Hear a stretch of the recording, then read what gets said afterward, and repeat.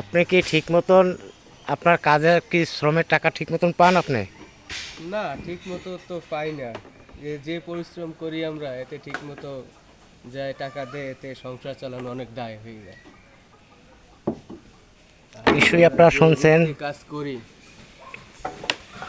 যে তার এতে সেই কষ্টের মূল্য কথা আমরা পাই না। বলতেছে, তার ন্যায্য মূল্য সে পায় না এবং প্রচণ্ড রৌদের তাপ তার উপরে খুব রিস্ক কাম।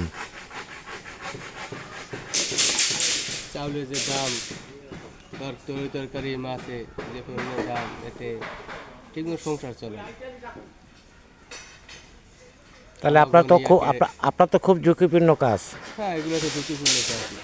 আমাকে নিয়ে কে ভাববে? আমাকে নিয়ে ভাবার মতো তো কেউ দেখি না। নিশ্চয়ই সরকার কিছুটা চিন্তা ভাবনা করতে পারে। তো সরকার যদি দেখে আমাদের, তাহলে একটু কিছু হয়। তা নিশ্চয়ই আপনারা শুনছেন তার কি রৌদের ভিতরে তার দুঃখের বা কষ্টের কথাগুলো বলল। সবাইকে অবিরাম ভালোবাসা। আবার একটি ভিডিওতে নূতনভাবে আবার আসবো।